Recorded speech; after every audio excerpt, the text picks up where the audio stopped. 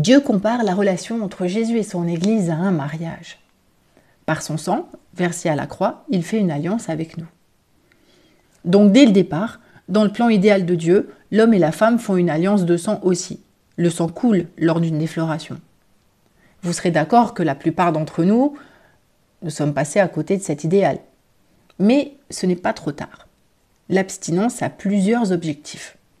Quand on se convertit à Jésus, on devient des créatures nouvelles. Et on peut tout recommencer, avec la notice cette fois-ci, la Bible. Le monde nous a imposé une façon de vivre, et on a pris des habitudes qui nous ont rendus esclaves. Mais la parole nous dit que nous connaîtrons la vérité et qu'elle nous affranchira. Dieu nous veut libres. Je vais donc vous donner 6 raisons de vous abstenir. Raison 1. Si la personne que vous aimez est capable de se maîtriser malgré son amour pour vous. Quand vous serez marié, vous aurez confiance. Vous saurez aussi que quoi qu'il arrive, elle sera soumise à Dieu. Raison 2. Vous pourrez enfin vivre la vraie liberté d'être aimé pour qui vous êtes. Et non parce que vous lui procurez des émotions fortes. Vous guérirez de vos expériences passées. Raison 3. Vous n'avez pas besoin de tester. Parce que la sexualité en Christ n'a rien de comparable avec ce que vous avez connu. Dieu veut vous déprogrammer, vous remplir de son esprit pour donner une dimension sainte dans ce domaine de votre vie. Soyez tranquille, Dieu vous connaît aussi dans cette dimension. Raison 4.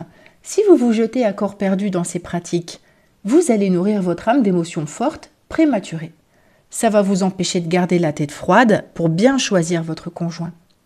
Il faut prendre le temps de bien accorder ses violons avant le grand bal, sinon vous risquez des mauvaises surprises. Raison 5.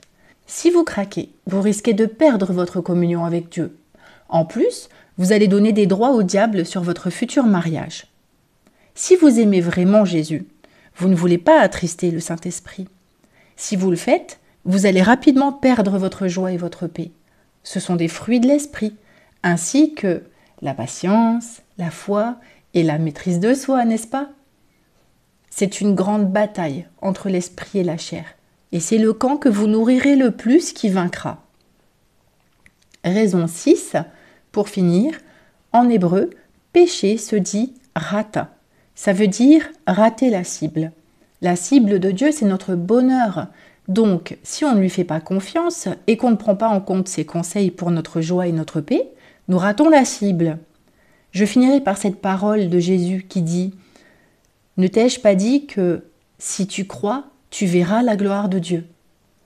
Alors faisons-lui confiance de tout notre cœur dans une attitude de soumission et il va faire éclater sa gloire sur nos vies et nos mariages.